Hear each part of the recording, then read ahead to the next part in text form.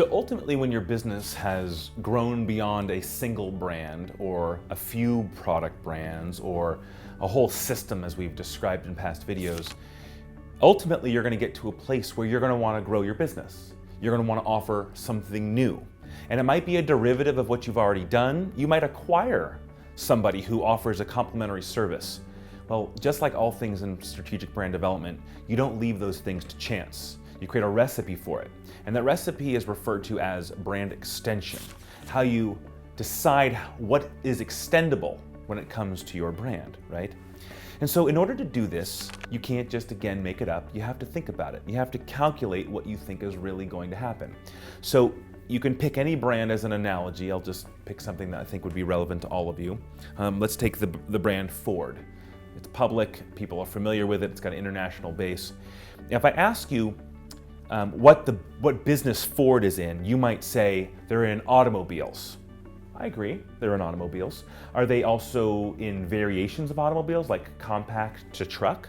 They are, right? They make a lot of different types of vehicles. And you can see that already the brand is extendable. It doesn't just mean one thing, it means a couple things. Well, where does my relationship with Ford end? Well, probably not just at the car, right?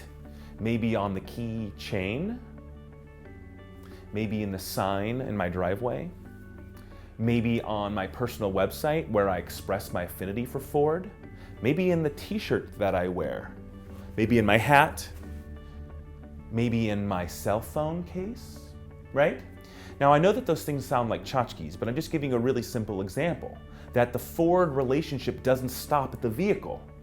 It has a lot of other facets to it. And brand extension is the study of all of those sort of tangential assets, those tangential opportunities where you can say, you know what, consumer, your relationship doesn't stop here. It starts here and it grows off in a series of different directions. Now, I know this sounds like a field day and everybody's excited to do these types of things, so have fun. But remember that if it's not on brand, you're gonna damage your brand. One of the best philosophers in our space, his name is Wally Olins, one of the founders of an agency that really did set the tone for the category.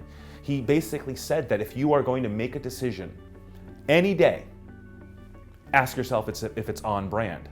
Seriously, changing the carpet, hiring a new employee, putting some content on the website, giving a speech, is it on brand? Does it align? Does it match? Does it connect with what my employees think and expect? What my customers think and expect? What makes us different from the competition? So when you go through the brand extension process, it's actually not hard to create the extensions. The priority is constrain them. Protect yourself. Don't overextend, right? Don't go too far. Don't be too drastic, because if I take you too far down the road, you're going to start to call into question what that organization is doing, right? Hypothetically, what if we said that Ford was in the restaurant business now? You can't even connect that in your consciousness because there is no correlation. It's not on brand, right? So ultimately, your responsibility is to assess what the components of your brand might be and how they're connected to the audience, and then decide what's extendable. And then once you've assessed what's extendable, just make sure that you're not compromising the brand equity you've already built, because that was hard to construct, remember?